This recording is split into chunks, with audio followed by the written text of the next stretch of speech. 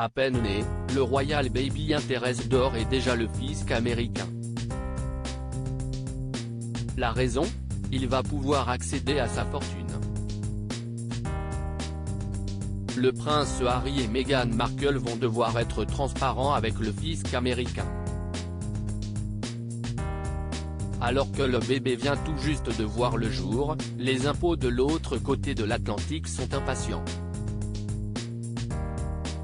La raison ? Le Royal Baby, dont on ne connaît pas encore le sexe, va avoir la double nationalité, britannique par son père et américaine par sa mère.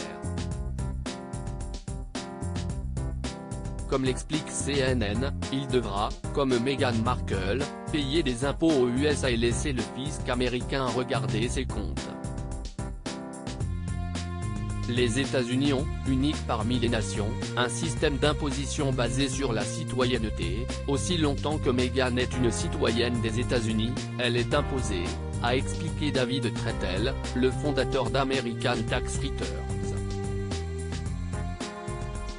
La loi signifie que les inspecteurs des impôts américains pourraient examiner la richesse royale du prince Harry et de Meghan Markle, ainsi que le revenu de leur enfant nouveau-né.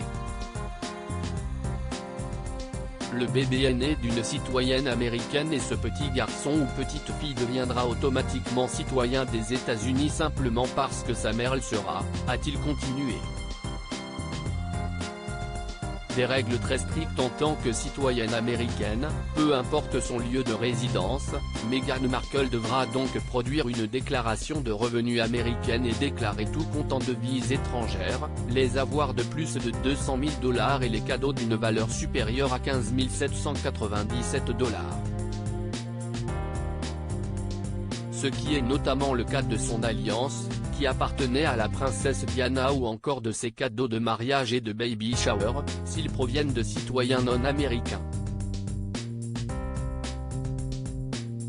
Le seul moyen pour Meghan Markle d'éviter de payer des impôts américains serait de renoncer à sa citoyenneté américaine une fois devenue britannique. Mais même dans ce cas, le bébé du couple sera toujours redevable des taxes américaines jusqu'à l'âge de 18 ans.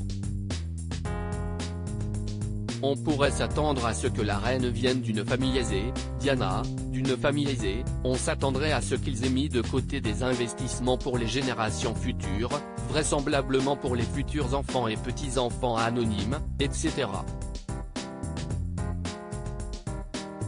Continue le professionnel auprès de CNN.